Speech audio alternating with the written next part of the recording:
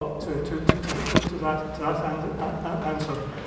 When the local plan was approved by the government's inspector, it was predicated on the delivery of 6,000 homes at Welborne.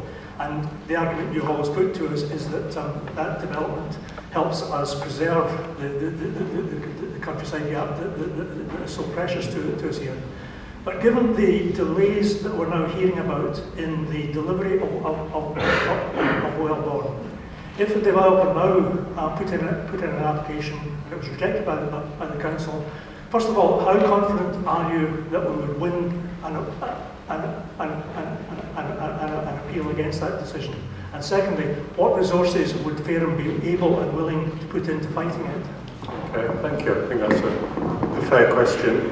Yes, the Fairham's local plans, and we have two at the moment. We've got the Welborne plan that runs through to 2036, allocating 6,000 homes at Welborne, and then we've got the rest of the borough plan that at the moment runs to 2026 and allocates the sites within the rest of the borough. Those two are going to be brought together in the next couple of years as one plan. In terms of delays with Welborne, clearly that's a very significant concern, and that's why the council took the decision a week ago to say that we are minded to pursue compulsory purchase at Welborne, not because that then produces Welborne the following day, but because it will bring about certainty of the delivery of Welborne. Because the problem we have with Welborne at the moment is that one of the principal landowning families is in a legal dispute with themselves, 3 siblings, and for that reason they do not have somebody who's able to promote their land. That land is 40% of Welborne and includes the land for Junction 10.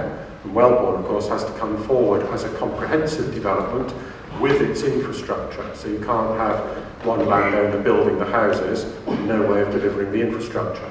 So as things stand at the moment, the developers of Welborne, the landowners of Welborne, are not in a position, whatever they may say to us, they are not in a position to put in a planning application for the entire site, which could actually be determined and then sign up to the legal agreements to pay for all of the infrastructure.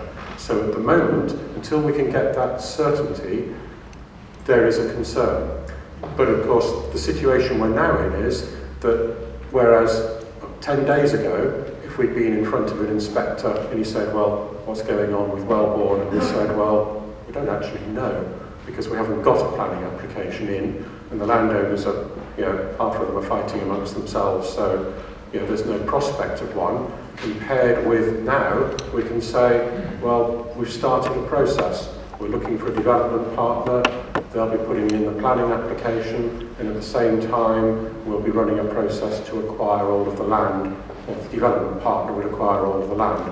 So we'd now be putting in front of an inspector, if there's a refusal of any application, strategic application in the borough, saying, well, no, we haven't built houses at Welborne yet, but here is what we're doing to be able to move to that point where we could. So it's not as good as saying, there's a planning application, there are the houses, but it's an awful lot better than saying, we don't actually know, Mr. Inspector, what's going on with Welborne. So it's not the absolute cast iron guarantee that we'd like to be able to give, saying, nothing can ever happen anywhere because we've allocated Welborne. We've now got to demonstrate how we're planning on delivering on Welborne, and that needs the ownership sorting and it needs planning applications. In terms of the resource that the council would, if there's a refusal of a planning application, and would then be putting into fighting it, whatever it takes.